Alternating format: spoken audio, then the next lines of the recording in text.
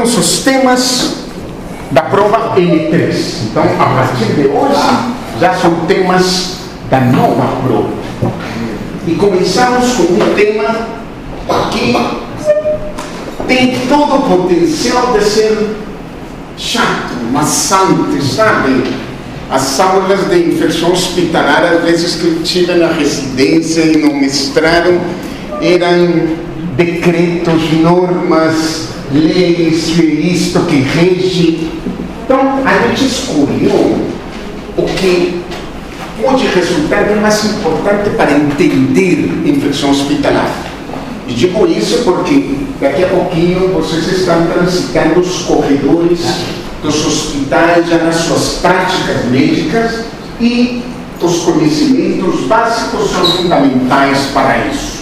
Então, todas as doenças infecciosas têm uma dinâmica. Já estudamos bastante hepatite, já estudamos febre amarela, malária, tuberculose, e a dinâmica se repete em todas.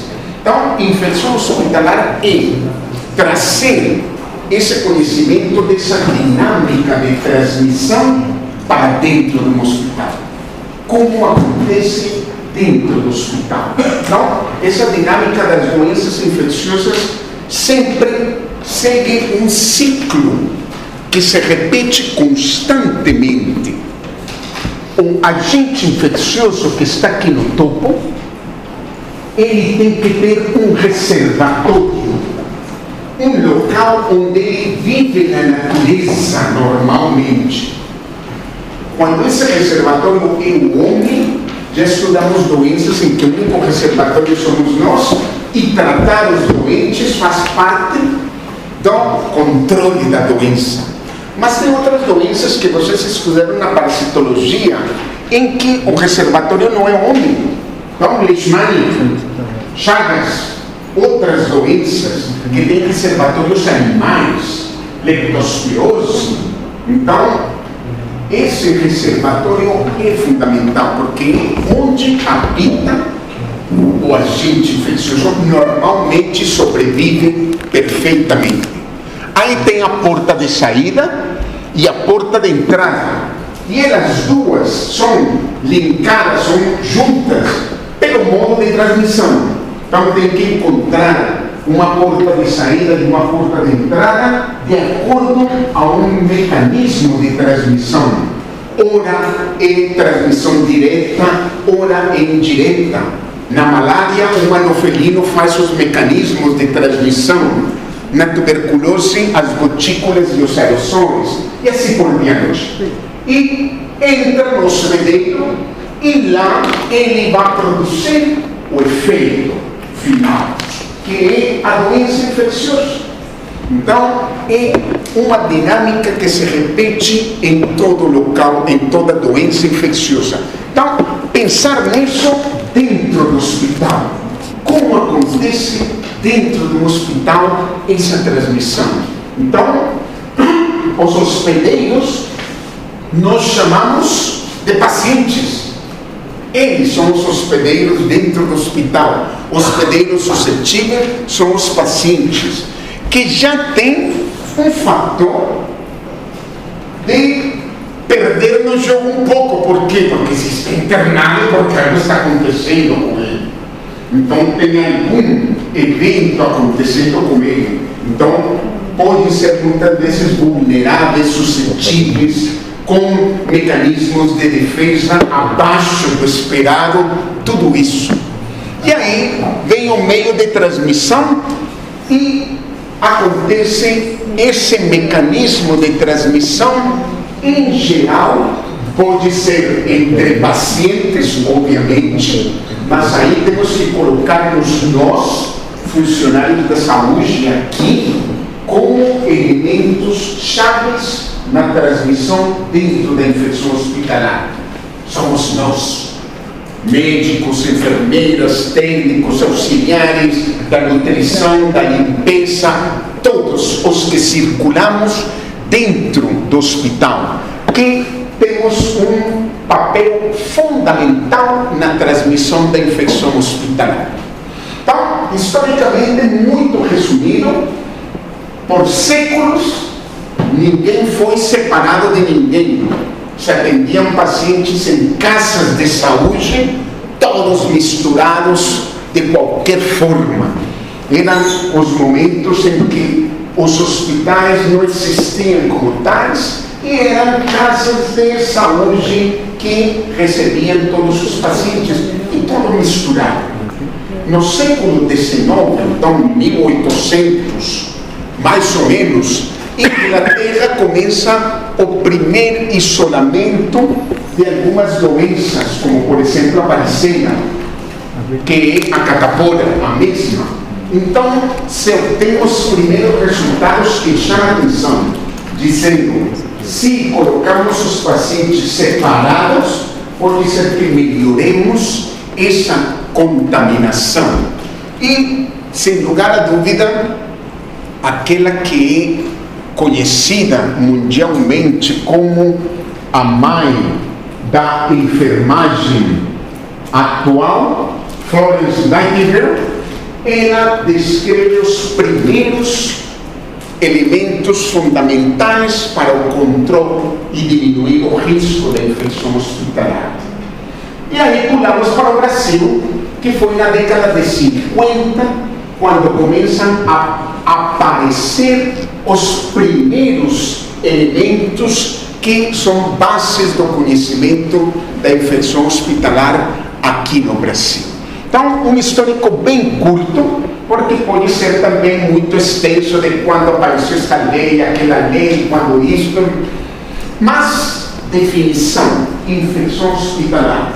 Então, pense, uma doença infecciosa que se transmitiu dentro do hospital. Então, após a entrada do paciente ou após a alta, quando relacionado com a internação ou qualquer procedimento hospitalar. Como isso fica amplo, aí, por definição, se usam alguns lapsos de tempo, 48 a 72 horas, mas isso não é uma verdade absoluta e verdadeira. Não. Tem algumas doenças que podem ser mais ou menos.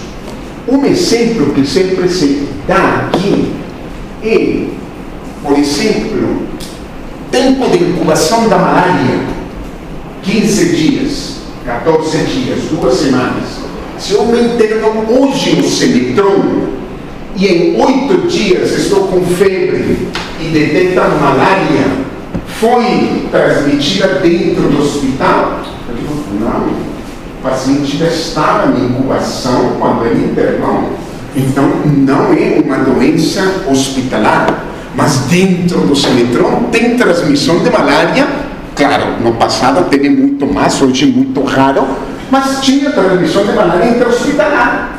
Então, era uma possibilidade, por isso os tempos são importantes. E o mesmo após a alta. Porque se o paciente fez uma cirurgia e 5 dias depois a cirurgia infeccionou, ele já estava de alta, mas adquiriu a infecção dentro do hospital. Então, lapsos e períodos importantes para lembrar. Então, é basicamente para ter essa definição. Nós vimos na pneumonia o que chamamos pneumonias comunitárias. Então, pneumonia de aquisição comunitária, um tipo de pneumonia. Aquisição hospitalar, outro. Então, veja a comparação. A comunitária já estava no paciente no momento em que se internou no hospital. A infecção hospitalar é aquela que não estava nem presente, nem em incubação no momento em que o paciente internou. Isso é a definição de infecção hospitalar. O mais simples, adquirida dentro do hospital. Então, para isso temos que lembrar muito bem dos tempos de incubação. A infecção hospitalar não é a mesma em todos os pacientes em termos de risco. Então, quem está mais em risco de adquirir uma infecção hospitalar Bom, um paciente que está internado, obviamente. Mas, dentro da população de pacientes internados, temos aqueles que têm algumas características especiais. Extremos da vida sempre está no começo de qualquer avaliação, de qualquer comentário relacionado à suscetibilidade. Extremos da vida. Ou recém-nascidos, porque a imunidade ainda não amadureceu, ou idosos já com o sistema imunitário em decaimento. Então, extremos da vida. Mas some a isso muitos outros elementos que às vezes passam desapercebidos. Então, comorbidades, diabéticos, hipertensos, nefropatas, cardiopatas, coagulopatas. Estresse emocional. O estresse é uma doença muito atual, muito real, e que às vezes a gente não presta atenção como o estresse pode mudar a vida de uma pessoa. Os imunossuprimidos, ora por doenças, ora por medicamentos. Pacientes com HIV/AIDS, que vamos ver na aula de HIV/AIDS, ou outras doenças imunossupressoras, como linfomas, como leucoses, como leucemias, como qualquer tumor maligno num paciente deprime a imunidade. E medicamentos, todos os transplantados que usam imunossupressores, todos os pacientes reumatológicos que usam corticoterapia, por exemplo. Então, estão aí todas as alterações das barreiras naturais, e o maior exemplo sempre é grandes queimaduras de mais de 70% da superfície. Ele já tem uma barreira natural completamente perdida. Desnutridos, obesos, fumantes. Então, veja um leque de possibilidades de pacientes mais suscetíveis, que no momento em que eu vou fazer uma avaliação de uma infecção hospitalar, tenho que levar em conta todos esses aspectos. Então, lembrar muito bem da imunidade específica e não específica, ou imunidade natural e imunidade adquirida. Então, tudo que pode alterar a imunidade natural ou não específica, ela determina uma alteração clara no equilíbrio com as doenças. Daí estão todos os elementos da suor, dos reflexos, do sistema urinário, toda essa parte de imunidade não específica. E a transmissão das infecções hospitalares, já entrando mais no tema específico da infecção hospitalar, acontece como resultado da interação dos elementos que colocamos aqui. Tem que existir um micro-organismo que vimos na dinâmica das doenças infecciosas. Micro-organismo, bactéria, vírus, parasita, fungo, outros, estão aí. Um mecanismo de transmissão aérea, contato direto, sexual, e ter em conta as defesas individuais. Estão perfeitas, estão abaixo do esperado. Então, colocando esses três elementos, você diz assim: por que o paciente do leito 45 tem infecção urinária dentro do hospital, porque o paciente do leito 38 que foi operado não teve nada? Elementos que você tem que encontrar quais foram os participantes da dinâmica da transmissão desse paciente dentro do hospital. Então, o mecanismo de transmissão mais comum intra-hospitalar, não tenham dúvida que está no topo: contato direto. Então, sujeiras, secreções, eliminações. É o médico que atende pacientes sem fazer a higienização das mãos entre um e outro, e leva patógenos de um paciente para outro, vai de um leito hospitalar para outro leito hospitalar com seu estetoscópio ou com seus instrumentos e pega no paciente, pega no leito, pega no outro e não faz higienização e contato direto. Pelo ar, respiração, fala, tosse, muito comum. Entramos nos quartos dos pacientes, conversamos com eles. Então, eles nos podem contaminar, nós podemos contaminar eles.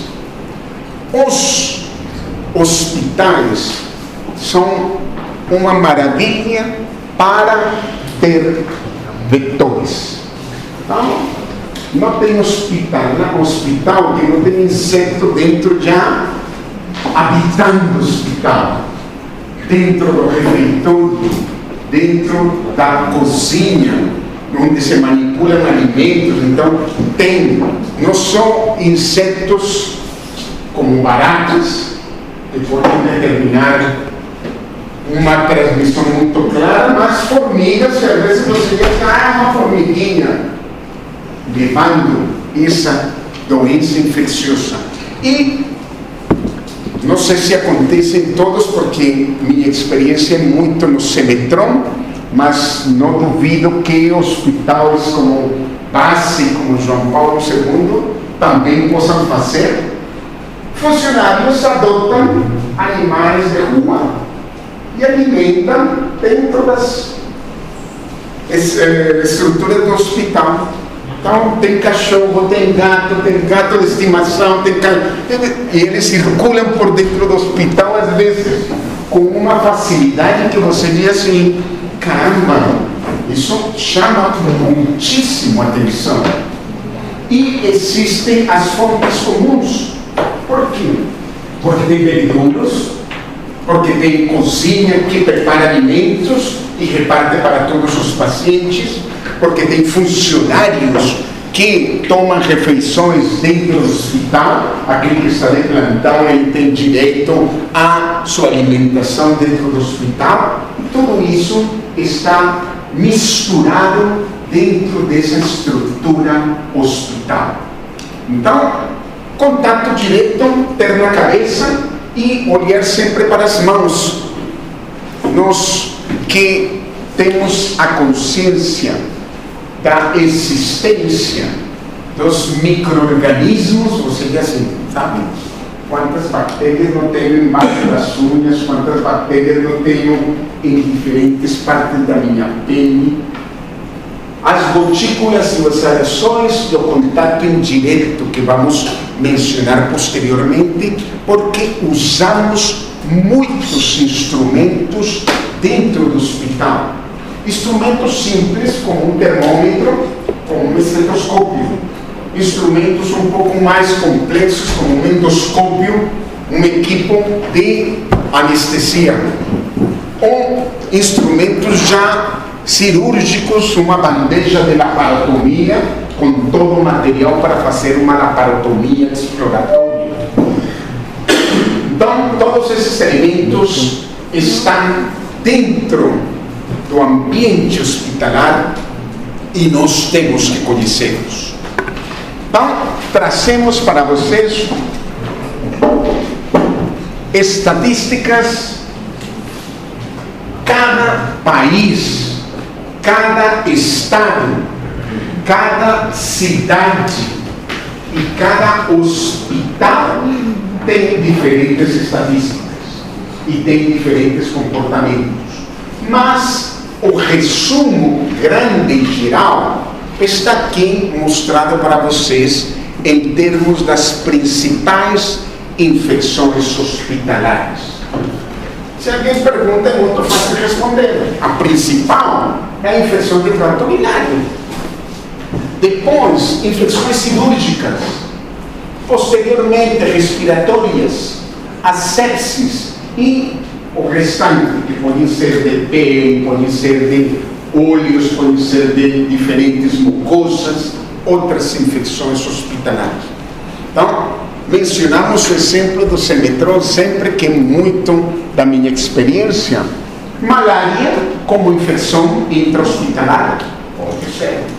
o paciente se interna, passa 30 dias dentro do hospital, depois do dia 18 começa a ter febre, e não sabemos do que se trata, e aparece um PP, uma pesquisa de Plasmodium positiva. Então, ele se internou e não estava em incubação. Ele adquiriu a infecção dentro do hospital. Mas está aqui, mas está nesse 20% de outras. Por que a infecção de trato urinário é a mais comum e frequente? Em parte, e só em parte, porque o cateterismo vesical, às vezes, é o primeiro procedimento que todo funcionário da saúde aprende. E quando eu digo todo, eu digo de médico para enfermeira, para técnico, para auxiliar, aprende com um procedimento que parece muito simples. Passar um catéter vesical não tem muita dificuldade, não tem muita destreza importante para adquirir, você pode fazer com mais facilidade. E 80% das infecções de trato urinário, das infecções hospitalares, são relacionadas ao cateterismo. Por quê? Porque falta asepsia irregular, inadequada, porque o meato urinário está colonizado, porque o catéter, em lugar de ser um catéter de alívio, que você coloca, retira, urina e tira o catéter, às vezes são catéteres de duração e passa um dia, 8 dias, 15, quanto mais tempo passa, mais chances de ter a infecção hospitalar. E as bactérias mais comuns são os patógenos entéricos, Escherichia coli, Proteus mirabilis, Enterobacter. Por quê? Porque está tudo ali junto, na região genital, na região perianal, na limpeza, em tudo. Então, infecção de trato urinário a mais frequente. Infecção cirúrgica serve exclusivamente para hospitais que tenham bloco cirúrgico. Então, o Senitron não tem bloco cirúrgico. Então, não tem infecção hospitalar por infecção cirúrgica. O paciente opera no João Paulo, opera no base e vai para o Senitron por algum problema de infecção, de doença infecciosa, e ele chega com sua cirurgia, onde adquiriu, lá no São Paulo, lá no base, se tem infecção, porque não foi feito o procedimento dentro do Senitron. Mas, vejam, então, um importante elemento, infecção hospitalar, hospitais que têm bloco cirúrgico. E as causas dos fatores de riscos mesmos. Por quê? Porque às vezes se tem asepsia inadequada, porque às vezes todas as técnicas operatórias não foram seguidas muito corretamente. Hoje em dia ninguém faz tricotomia com lâmina, isso já passou para a história. Então ninguém raspa os pelos de ninguém para fazer uma cirurgia, porque esse processo de raspar pelos abre o folículo piloso e permite infecção de bactérias da pele naturais. Então, um fator de risco.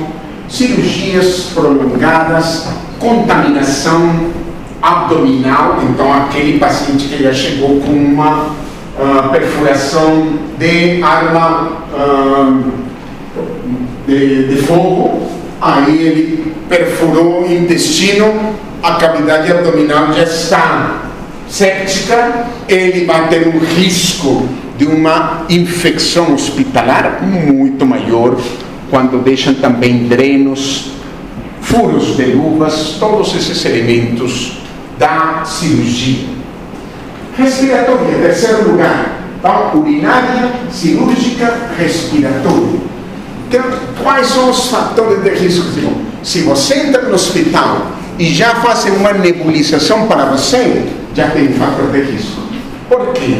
Os nebulizadores estão ali colocados numa conexão que são utilizados muitas vezes por muitas pessoas, e você vê que a máscara não é completamente estéril. Às vezes você já usou máscara com outra pessoa, diferentes elementos.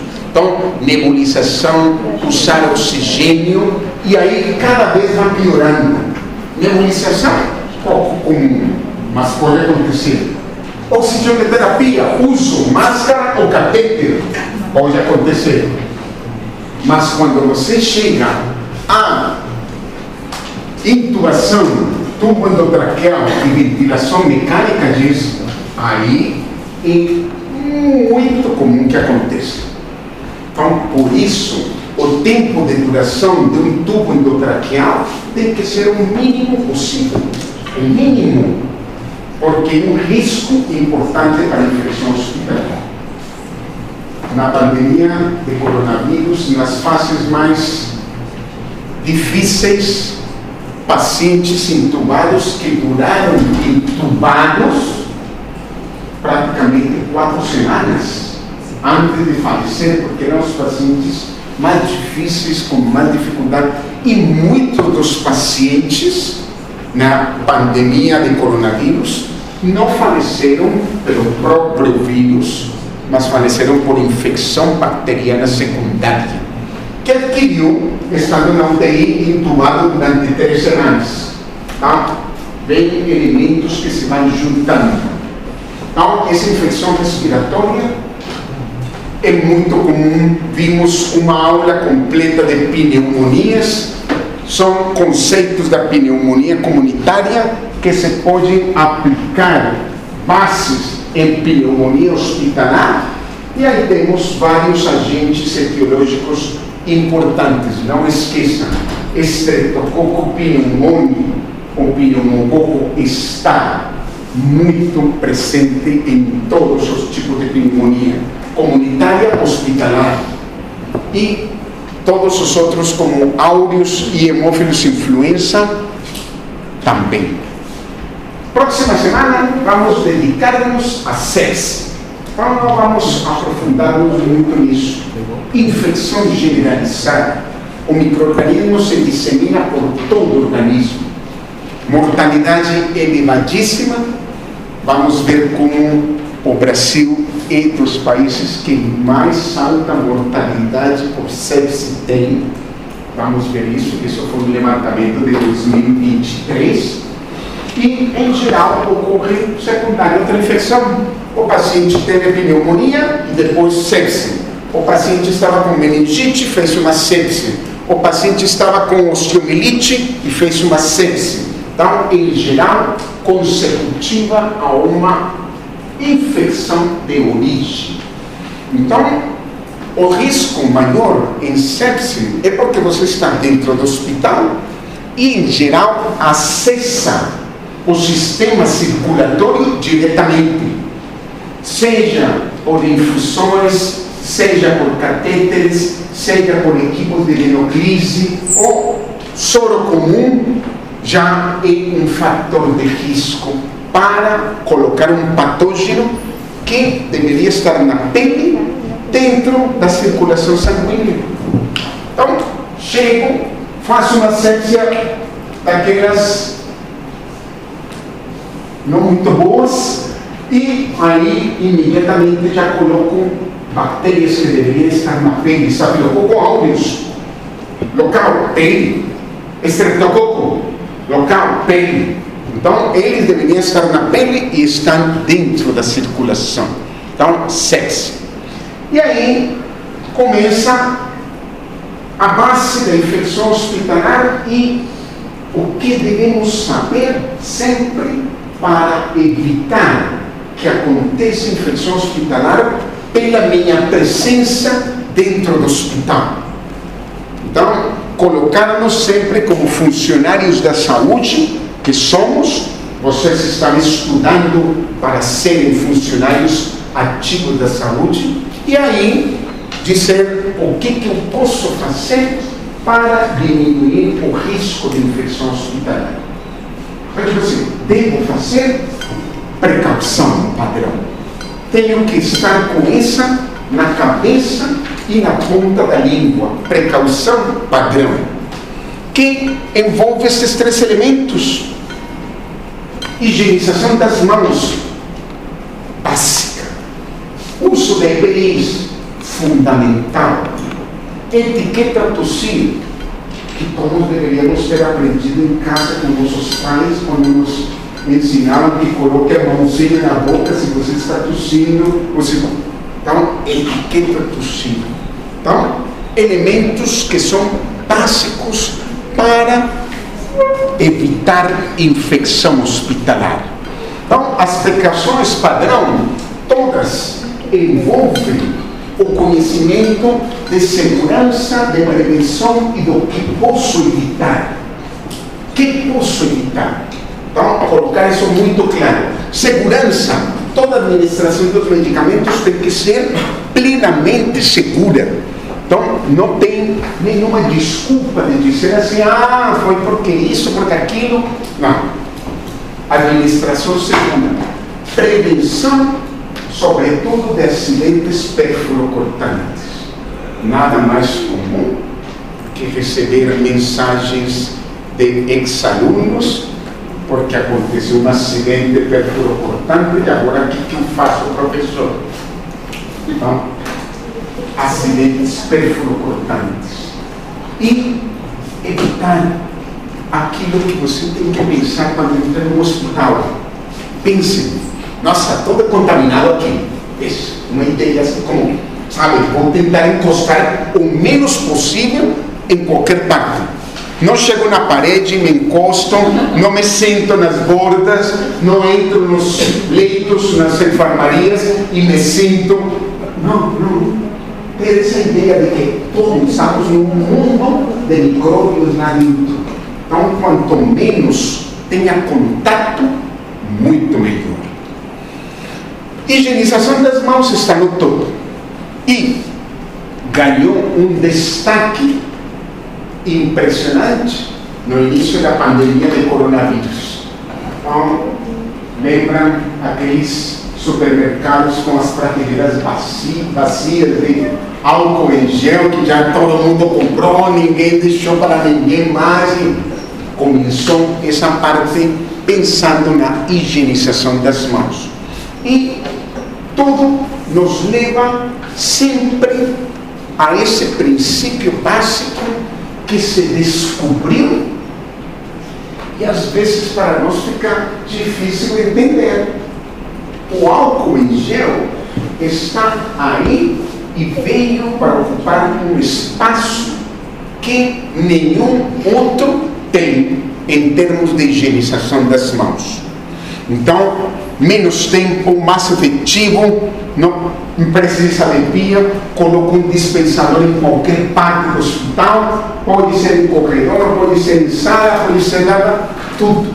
Então, é um elemento que veio para ficar e hoje em dia álcool em gel você encontra geralmente em todos os consultórios em cima da escrivaninha de atendimento do médico ou na parede, tanto em enfermarias, tanto em salas comunitárias, tudo. Então, ter em conta esse álcool em gel e os momentos de uso. Por isso, sempre são os chamados 5 momentos de higienização das mãos. Grave, porque alguém sempre pergunta disso. Então, quando tem que ser? Antes do contato, após o contato, antes e depois. Antes da realização de qualquer procedimento asséptico. Sempre colocar na cabeça luvas não substituem a higienização das mãos. Eu coloquei luva. Não, é suficiente.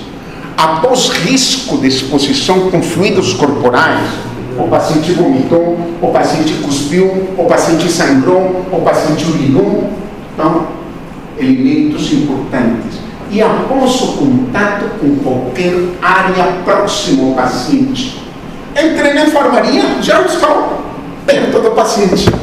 Fui na beira do leito, me encostei para fazer o exame clínico no paciente, todos os dias fazemos, já tenho elemento para a higienização das mãos. Então, as enormes vantagens do álcool em gel, que estão aqui colocadas noutra transparência, com os 5 momentos de higienização das mãos, essas vantagens são tão importantes que as desvantagens são mínimas e parecem fúteis, ou seja, sabe, que não tem ação residual. Não, tenho que fazer cada vez que tenho que fazer isso, aquilo, não posso passar um dia pensando que o álcool em gel da manhã, já de tarde ainda está funcionando. Não. É volátil inflamável, claro. Ninguém vai usar esse álcool em gel para acender isso, para aquilo, não, ninguém vai colocar fogo nele. Nunca vai acender uma churrasqueira com álcool. Né? Isso não. A grilha, o acrílico e a borracha, não vai ninguém limpar um tubo, uma equipe de endoscopia com álcool em gel. Existem produtos específicos. Cimento e fibra óptica também. E ineficaz contra Clostridium. Digo, todo é ineficaz contra Clostridium. O que é o único eficaz contra Clostridium? Esterilização. É o único que elimina Clostridios.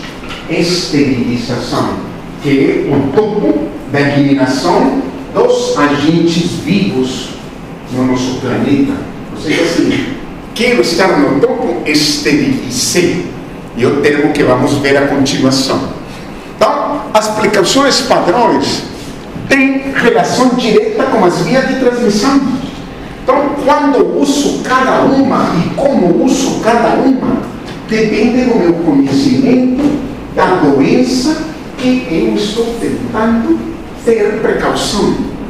Se a transmissão é por aerossol, se é por gotícula ou se é por contato direto. Então, você vê assim, cada doença tem uma forma da precaução padrão que é fundamental usar para evitar a transmissão dessa doença. E por isso separamos elas em diferentes formas de precaução. O contato direto é o básico. Então, o que tem que você fazer dentro do hospital para evitar uma transmissão por contato direto? Luvas de avental durante qualquer contato com o paciente. Os equipamentos devem estar limpos, desinfectados. A higienização das mãos tem que acontecer antes e após o contato com o paciente. Equipamentos exclusivos do paciente são os elementos da precaução padrão por contato direto. E por esse evitar o contato direto, vejam toda a quantidade de doenças que se evitam tendo a precaução do contato direto. Uma que já conhecemos muito bem, é hepatite A, fecal oral. Então, contato direto, fecal oral. Mas tem outras também, aqui está escabiose, aqui está herpes simples, conjuntivites, abscessos e outros, contato direto. Diferença de gotículas e aerossóis, já repetimos isso na aula de tuberculose. Voltamos a enfatizar. Gotículas maior, para a transmissão tem que estar num contato, numa distância mais próxima, porque após mais de 1,5 metro, ela se deposita no chão. Então, aí está difteria, coqueluche, meningococo, cachumba, transmissão por gotículas. Aerossóis ficam em suspensão e vão para distâncias muito maiores. Às vezes, de um cômodo para outro. Daqui até a coordenação podem chegar aerossóis. Então você vê assim, partículas que tuberculose, sarampo e varicela se transmitem por aerossóis. Então fica muito fácil dizer que doença eu estou. O paciente que estou visitando está em isolamento por tuberculose multiresistente. A transmissão por gotículas e aerossóis. Que medidas tenho que tomar? Então você diz assim, tenho que higienizar as mãos e usar meu EPI completo. Isso é padrão. EPI, higienização das mãos. Máscara cirúrgica e quarto privativo para gotículas. Em consideração da transmissão por gotículas do vírus SARS-CoV-2, do Covid-19, a recomendação do uso eram máscaras cirúrgicas, por serem gotículas, não era transmissão por aerossóis. Se fosse transmissão por aerossóis, bom, aqui estão as transmissões de gotículas, difteria, aqui está. Hoje, lendo um jornal, uma paciente do Brasil, uma pessoa do Brasil, nos Estados Unidos, adquiriu uma difteria lá e um quadro clínico bastante difícil. Então, todos estes de gotículas. E os aerossóis, aí você equipa EPI, higienização das mãos e, pela primeira vez, pede a máscara N95 profissional, porque ela filtra partículas de aerossóis. Então, a máscara cirúrgica não filtra. Importante essa parte. Máscara cirúrgica para o paciente no transporte e quarto privativo. Então, aí está a tuberculose, aí está herpes zoster, aí está sarampo, que se transmite por aerossóis. Quando entra no hospital, é facilmente identificadas diferentes áreas. E essas são chamadas áreas hospitalares. Então, as áreas hospitalares, elas são divididas em diferentes classificações para saber em qual delas eu tenho que fazer limpeza, em qual desinfecção, em qual descontaminação. E vejam bem que, para a infecção hospitalar, esses três termos são diferentes, não são sinônimos. Não é o mesmo limpar que desinfectar que descontaminar. Se você está falando com alguma pessoa leiga, às vezes é o mesmo para ele. Estou limpando, estou desinfectando, estou descontaminando. Mas para nós é diferente. A limpeza, o processo de remoção física das sujidades. Então, em geral, a limpeza é por ação mecânica, energia química, mecânica ou térmica. Então, é passar o pano, limpeza.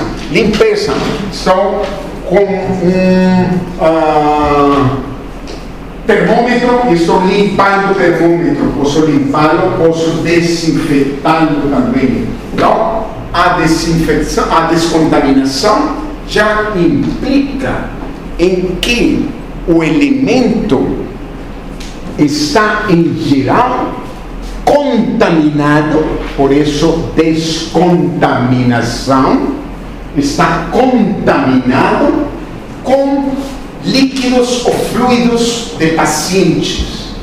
Então, ele tem urina, fezes, vômito, sangue, líquido amniótico, o que for.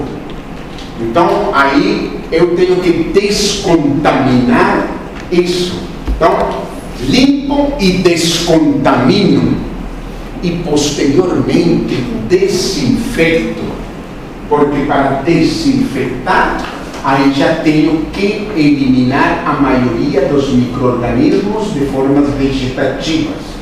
99% são eliminados na desinfecção. E para isso, utilizo em geral agentes químicos desinfectantes.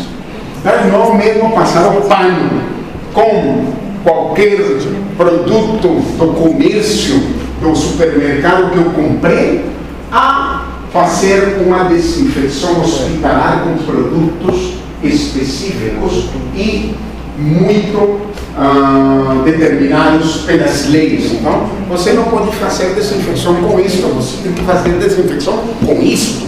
E aí estão essas normas que a gente não quer repassar para vocês, porque são chatas e enfadonhas, de quando se usa cada coisa, mas as empresas terciarizadas de limpeza dos hospitais aqui em Rondônia, no estado de Rondônia, elas todas têm que cumprir uma série de normas legais para serem empresas de limpeza hospitalar. Então, não é qualquer grupinho que pode fazer limpeza hospitalar. Então, a esterilização das áreas hospitalares é algo raro, não é comum. Áreas, estamos nas áreas, praticamente não acontecem em áreas hospitalares. Você pode usar luz ultravioleta, que elimina quase 100%, 99,7%, fica esse 0,3%, que são clostrídeos e outras formas de vida multiresistentes.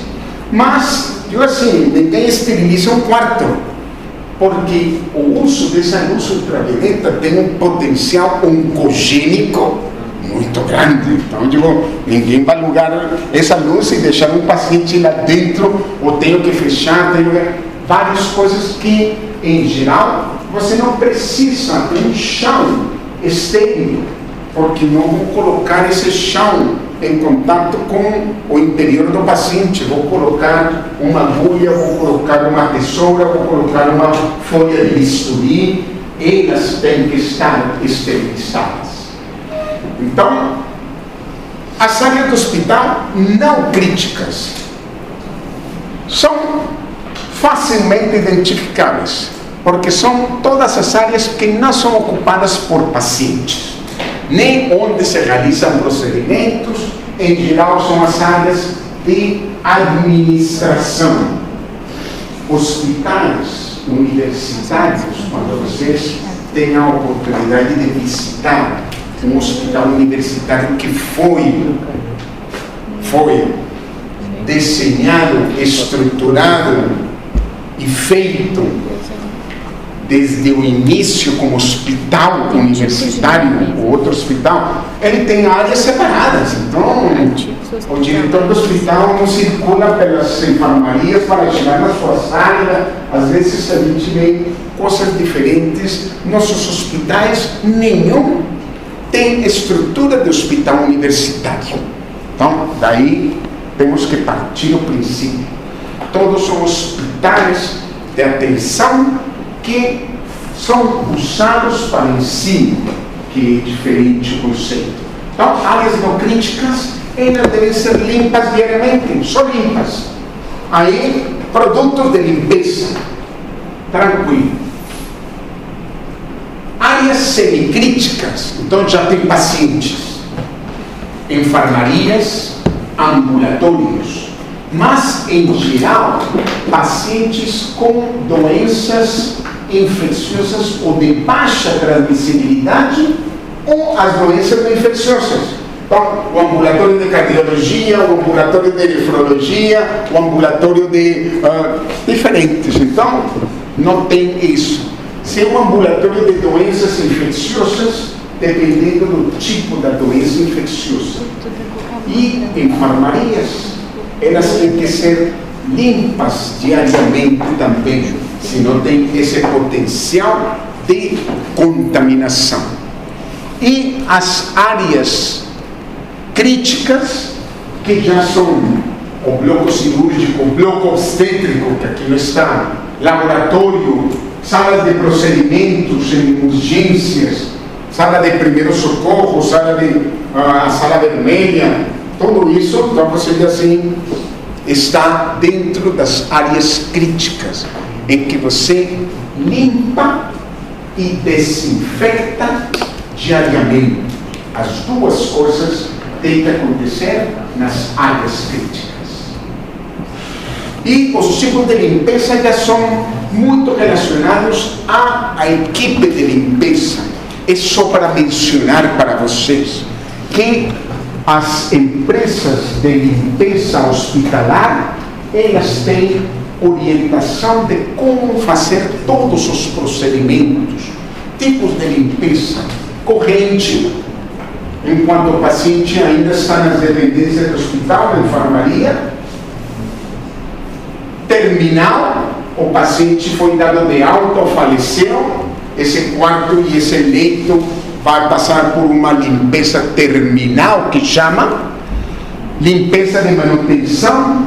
Entre as diárias, você faz uma limpeza de manutenção, então passaram pela manhã, fizeram uma limpeza de manutenção, de tarde passa uma senhora, recolhe lixo, ou vê se houve algum acidente, algum derramamento de material, limpa, tudo isso, a limpeza de manutenção.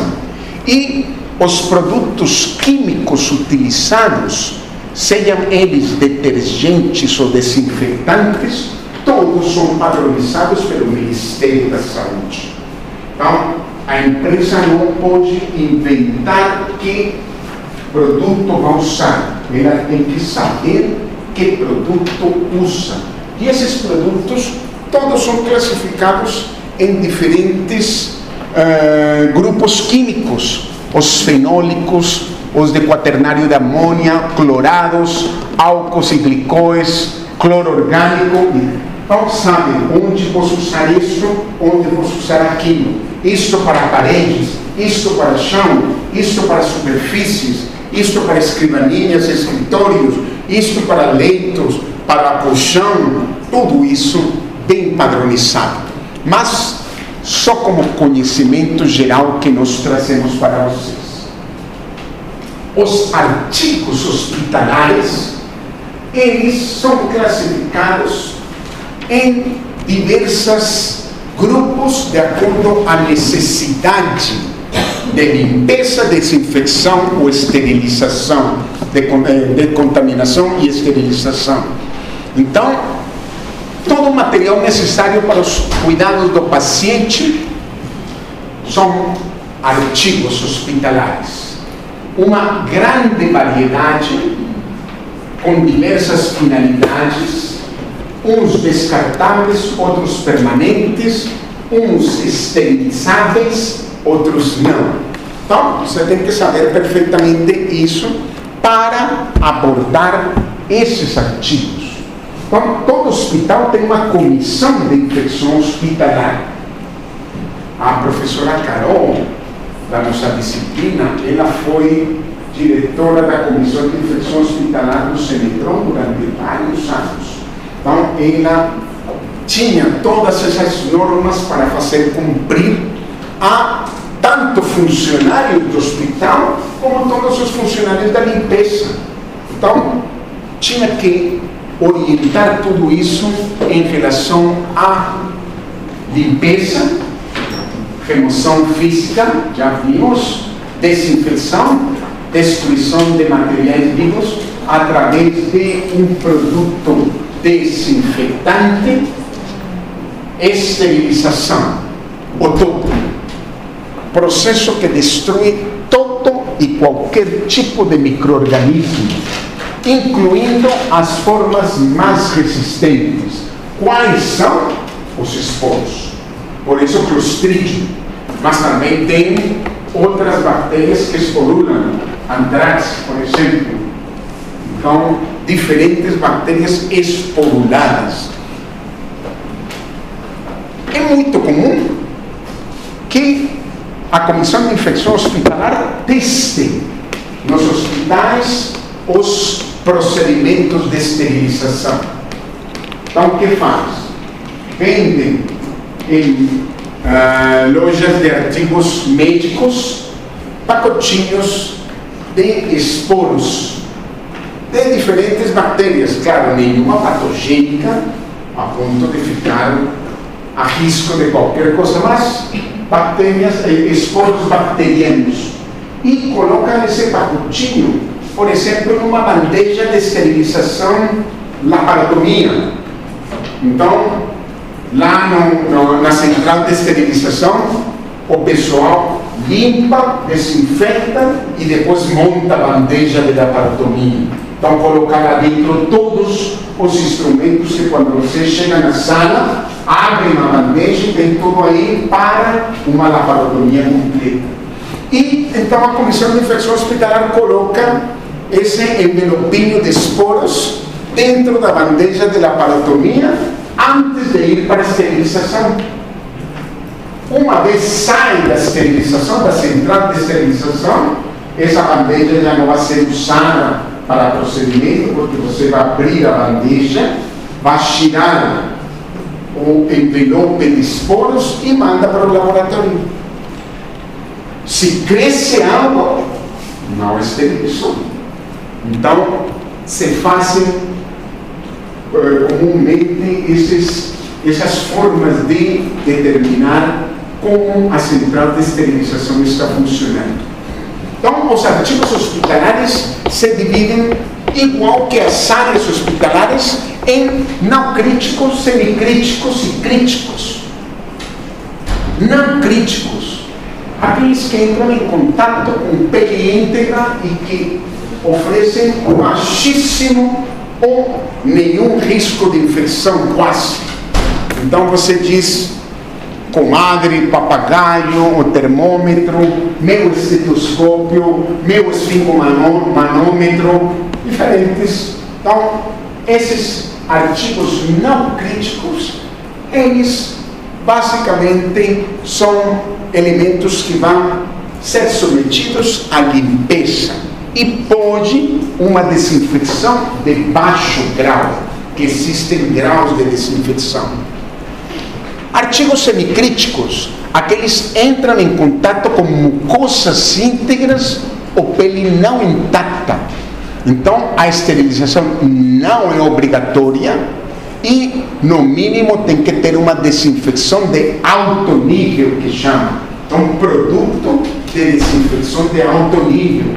Não é álcool gel, não é qualquer produto, são produtos como glutaraterida 2,5% e outros produtos que permitem essa desinfecção de alto nível. Aqui, equipamentos de anestesia, endoscópios, aqueles que você não pode usar outro material porque pode estragar o equipamento. E os artigos críticos, os de mais elevado potencial, porque entram diretamente em locais estéreis do nosso organismo, cavidade abdominal, então qualquer procedimento cirúrgico abdominal ou outros locais, instrumental cirúrgico, os catéteres intravasculares, todos esses elementos, vejam, falamos no começo, muitos são descartáveis. Ninguém esteriliza 2 vezes um equipo de bioclise. Isso se descarta, se joga fora. Mas o material cirúrgico, as pinças, todos os equipamentos, os separadores, tá, se esterilizam. Tá? Material crítico, esterilização obrigatória. Material semicrítico, desinfecção, se possível, de alto nível. Materiais não críticos, limpeza é suficiente. Quer desinfectar? Pode, não tem problema. Mas não existe a obrigatoriedade disso. Já chegando no final da nossa aula, mencionamos resíduos hospitalares. Se tem algo triste de ver, é um lixão com agulhas descartadas de forma inadequada no lixão a céu aberto. onde as pessoas estão mexendo no lixo para encontrar seu dia a dia de sua vida, que são separadores, catadores, e encontrar o resíduo hospitalar no lixão. Impressionante. Então, o resíduo hospitalar é classificado de acordo com o seu grau de contaminação e vai de resíduos infectantes, sempre com aquele símbolo internacional de resíduo infectante, então já denota o perigo disso. Os resíduos químicos com seu símbolo também, os resíduos radioativos, por exemplo, as clínicas de radioterapia têm lixo radioativo, os laboratórios clínicos que usam, por exemplo, produtos radioativos para aferição de hormônios e outras quantidades ínfimas de materiais que nós queremos aferir, usam material radioativo com seu respectivo símbolo, e todos têm que ser descartados adequadamente. Cada um tem uma via de descarte diferente. O resíduo comum, ele se pode ir para resíduos comuns, e o pérfuro cortante na caixinha típica de resíduo pérfuro cortante. É aquele que você tira e coloca lá dentro e não quer ter contato mais com ele. Então, lembrem disso. Na primeira vez que vocês tentem ou pensem reencapar uma agulha, diz assim: isso não se faz, ninguém faz. Nada de reencapar agulhas, que acidente, mas como estava tentando reencapar, me furei. Professor, Pergunta. por que esse X aí embaixo do radioativo? Pergunta outra vez. Esse X embaixo do resíduo radioativo.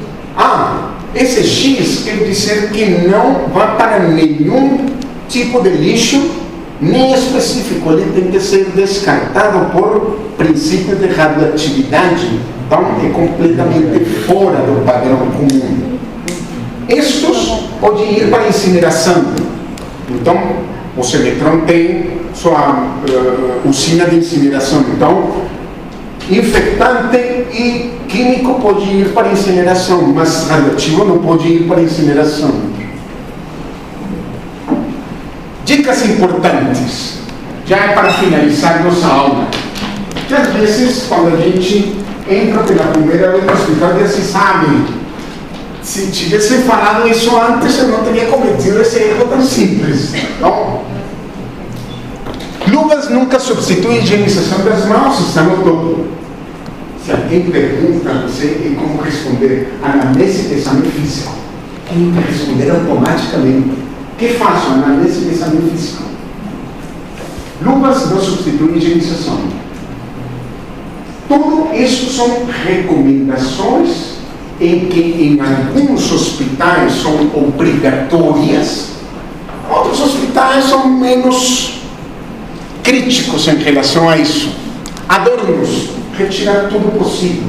Joias, anéis, pulseiras, relógios, retirar tudo possível. Não ter torneiras com contato manual. Isso hoje em dia é muito claro. Mas se tem, usar o papel toalha sempre para abrir e para fechar. Eu, como infectologista, se vou um banheiro público, tem papel toalha para abrir e para fechar a torneira. Não sei quantas pessoas pegaram essa torneira antes de mim. Então, torneira aceso. Uso coletivo de toalhas é contraindicado, mas 20 anos atrás era o que tínhamos no Semetron, em todo posto de enfermagem, pendurada na toalhinha e todo mundo se secava na toalhinha. Unhas naturais, limpas, curtas. Não usar unhas postiças. Anos atrás eu falei, mas ninguém usa unhas postiças. Aí todo mundo falou, claro que sim, professor. Então, se usa, não usar unhas postiças dentro do hospital. creme hidratante sempre para evitar o ressecamento da pele. E o aluno de medicina no hospital. Primeiro, esquema de vacinação completo. Isso vai ser uma série de documentos que cada turma vai preparar para encaminhar para o hospital para início de estágio. Então, já está fulano, resto, vacinação, isso, seguro, tudo. EPI obrigatório. Atento a todas as precauções de padrão contato, gotículas e aerossóis. E não esquecer sempre notificar acidente perfluorocortante. Isso tem que ser notificado na hora, porque a comissão de infecção hospitalar tem que saber na hora. E porque você vai ser orientado a procurar o atendimento no ambulatório de acidentes perfluorocortantes que cada hospital tem, para iniciar todos os procedimentos que sejam necessários. Então, nada de ir para casa e depois de 6 horas dizer: será que eu tinha que fazer algo com isso? Dentro do hospital, aluno de medicina está no topo também do comportamento ético. E uma passagem. Vocês passam do campus para o hospital. E no campus você grita de um lado para o outro: vai aqui! E faz gritos e ri, porque está no campus, isso pode ser feito. Mas no corredor do hospital, o comportamento já é ético, então já é postura. Muitas vezes, a postura que vocês adotam é o respeito que o pessoal do hospital vai ter com cada um de vocês. Então, básico isso. Sempre apresentar seus seguranças crachados. Então tem que saber quem é você. E não adianta brigar com o guarda do hospital. Isso é uma luta perdida. Não, porque não. E às vezes fica uma luta já pessoal. Então, esse guarda não gosta de mim, eu não gosto dele. Então, roupas brancas ou de acordo às normas. Hoje todo mundo vai com uniforme cirúrgico bem identificado, então já não precisa de crachá, porque está bordado no peito o nome da pessoa, de que faculdade veio, identificado perfeitamente. Então, sapatos fechados, cabelos presos, recomendação, não obrigatoriedade. Aquelas pessoas que têm cabelo mais longo, é recomendável prendê-lo porque esse cabelo vai ficar encostado em toda parte. Então, importante essa parte. Sapatos fechados, não vão de havaianas, não vão de rasteirinha. Por quê? Porque você está caminhando dentro do hospital e o solo do hospital, o chão, então os seus dedos dentro das rasteirinhas, chegando em casa, estão com todas as bactérias possíveis. Entrar somente nos setores permitidos. Por quê? Porque normalmente o primeiro dia que entra no hospital já querendo andar com o cirúrgico para ver uma cirurgia. O que está acontecendo? Então, ou ver um parto.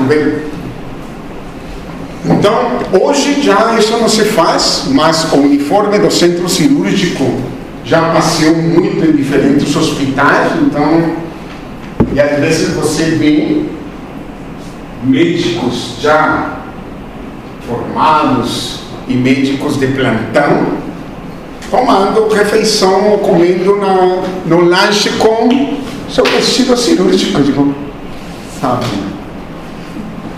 Não alimentar-se das refeições servidas para os pacientes, também parece engraçado, mas já vimos. Então, não vai comer isso, não vem aqui, eu como. Não pode fazer evolução, prescrição, sem a prévia assinatura e correção do preceptor.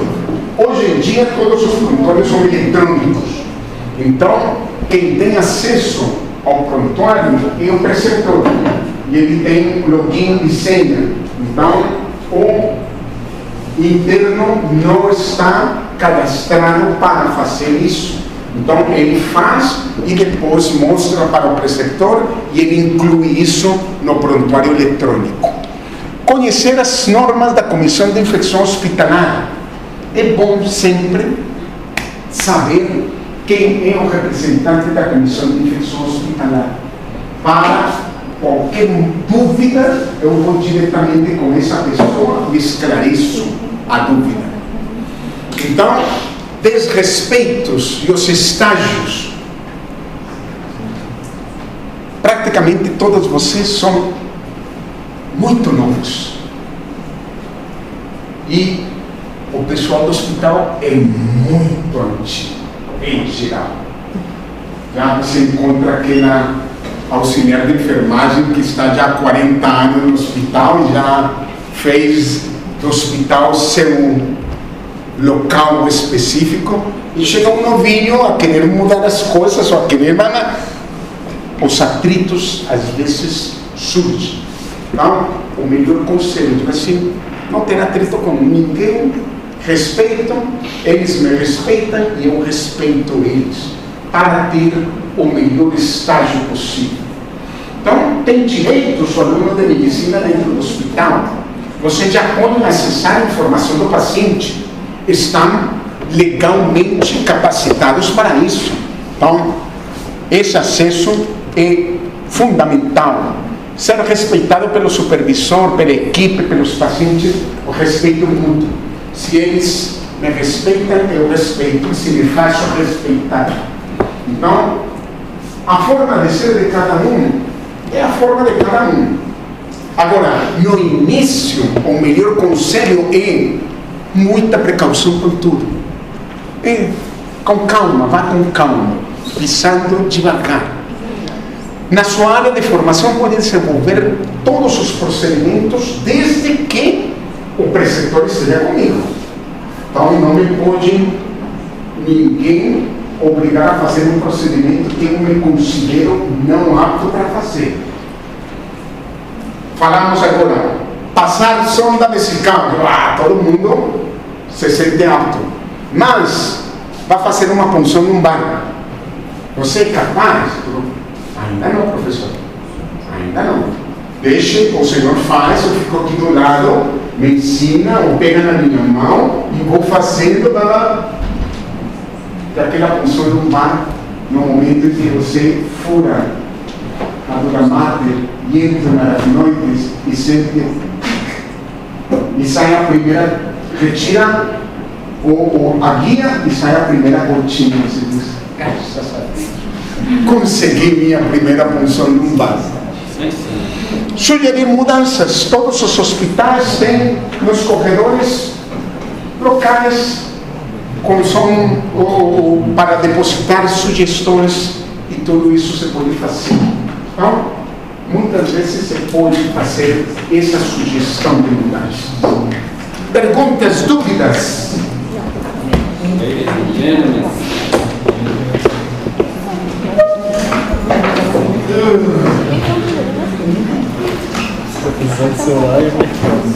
Muito bem, vamos fazer a devolutiva.